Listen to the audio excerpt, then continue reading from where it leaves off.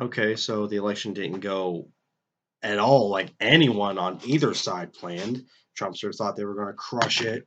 Um, and I kept hearing that Joe Biden, because he was leading by 21 points in polls, which should tell you something, that he was going to do a landslide victory or a comfortable margin.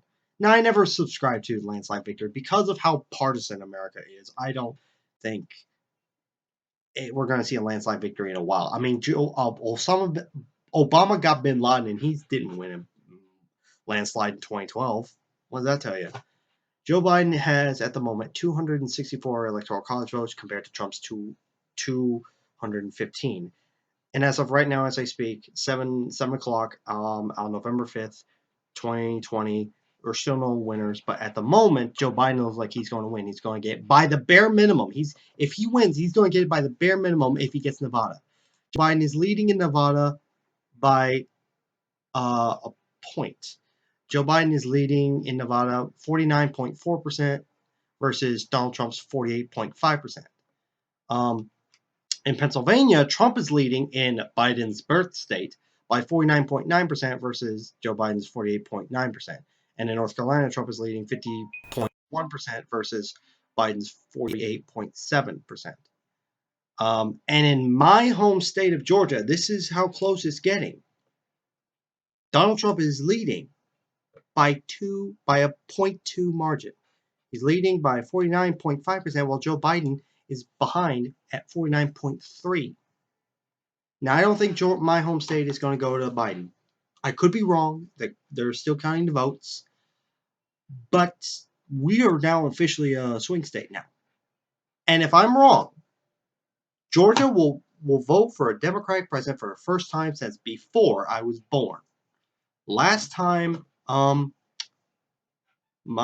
Georgia voted for a Democratic president or candidate, regardless of who was won, was Bill Clinton in 92.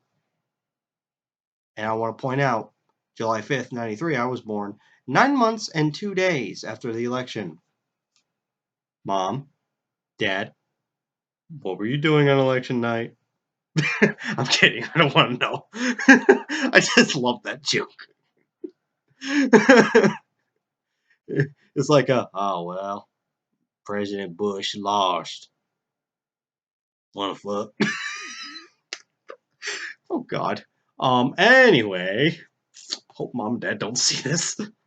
They're literally right there. But as much as I despise Biden, I hope he gets it. I hope he gets it. I hope he gets Nevada. Even if it's literally by the 270, I don't care. As long as Trump is gone, we'll replace Biden in 2024. But what I really was surprised of is that we did not take back the Senate. I kept hearing about how we're going to take back the Senate. We're going to take back the Senate. Even if Trump loses, even if Trump wins, we're going to take back the Senate. Nope. As I knew was going to happen, Amy McGrath, a pro-Trump Democrat, lost to Mitch McConnell. Thought disappointed that Jimmy Harrison lost to Lindsey Graham of all people. Lindsey Graham looked like he was going to get bitch slapped out of there, but Kara Eastman lost. Jamal Bowman won. I'm glad for that. And Mark Kelly won the Senate in Arizona. Jon Ossoff lost. And I can't remember the guy's name, but in my state, there's one black guy that's running. So he's like in the final run with Kelly Loeffler or something. I'm gonna be voting for him. You don't have to vote for Biden, the president, Democrats, but I actually have someone who hates Biden and didn't vote for him, but she was content in Tennessee with voting for down ballot Democrats. It's like presidential Democrats, no. Otherwise, yes, I'm okay with that. I did vote for Sarah Riggs Amico in the primary, and unfortunately, she did get coronavirus. I hope she's doing well. I thought Jon Ossoff was going to win after he slammed David Perdue with that you're a crook, Senator. You made money off this coronavirus while people suffered. I'm like, damn. I may not like him because he doesn't support universal health care, but damn, son. Apparently that wasn't enough. Turns out with with some exceptions, when you run a progressive, you tend to win.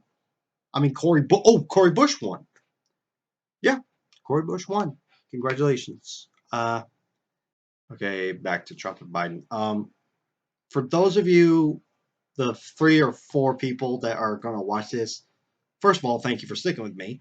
It's like everyone else just either clicks and never watches again. But if you either supported Biden, voted for Biden, or like me, supported him, voted for him, but otherwise hates him, but would prefer him over Trump, please, and you have conservative friends or relatives, please be humble about it. Don't rub it in their face. Just say, hey man, just do what they do at elementary, middle, and high school baseball games. As someone who played baseball in elementary school, just be like, hey, good game, good game. If don't mention it at all, but if they do mention it, just say, hey man, good election, man, did a good campaign. Just be humble. But in the corner, but in your room, go have at it, Hoss. Do all the victory thrusting. Do the yes, fuck it. Even do Ace Ventura. Yes! Yes! Oh, yeah! Can you feel that, buddy? Huh? Huh? Huh? I have exorcised the demons. This house is clear. Now the question is, regardless of whether Biden or Trump wins, hopefully Biden, but the point is, where do we go from here when it comes to who we vote for? And I'm not talking as Democrats. I'm talking as progressive, the Bernie Bros, or if you're a woman, as I call you, the Sanders sisters. Basically, Justice Democrats, progressives. Where do we go from here? Many will never vote for Democrat ever. Um, some of us will. I might if they actually provide a good candidate. I think that we should do Nina Turner, draft Nina Turner. Maybe Tulsi. I got my problems with her, but should we? What should we do? I guess we'll deal with that when the time comes. But I don't think I'll ever vote for, unless they shape up. I don't think I'm gonna vote for Democrat again. I'm gonna do the whole People's Party thing. I'll never vote Republican. I said that the only time I said I would only ever vote Republican if it was Rand Paul versus Hillary Clinton. And Rand Paul's got his problems, but he's better than Hillary. Rand Paul. It should have been Rand Paul versus Bernie Sanders. That would have been a challenge. But anyway, even if we win the White House, we've still got our work ahead of us. Because we obviously didn't take back the Senate, so we don't have a supermajority. And in 2022, we're going to have more Democrats up for re-election than Republicans this time. And we got to hold what little seats we have. We had our chance to take back the Senate and we blew it. And our chance to take back the White House isn't there. We're not there yet.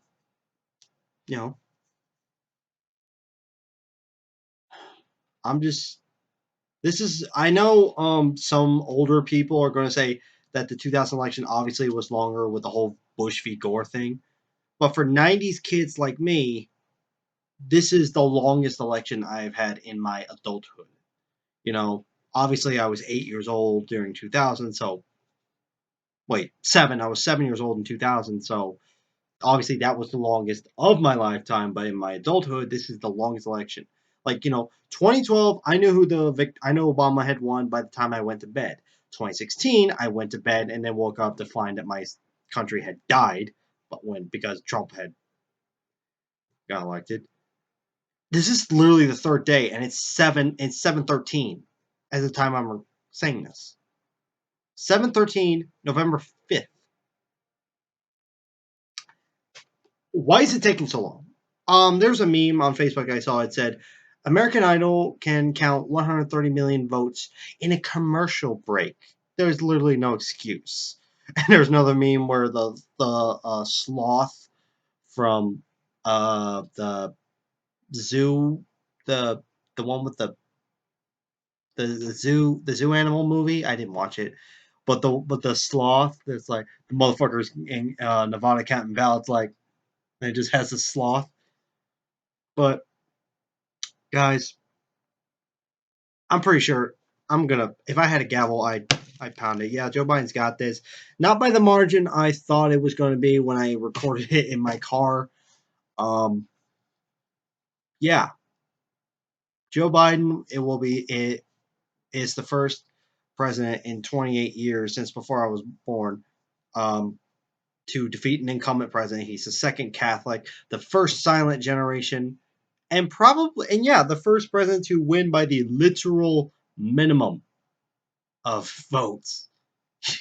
Yeah. Uh, yeah. But there's hope. Stay awesome, stay progressive, and may the force be with you. But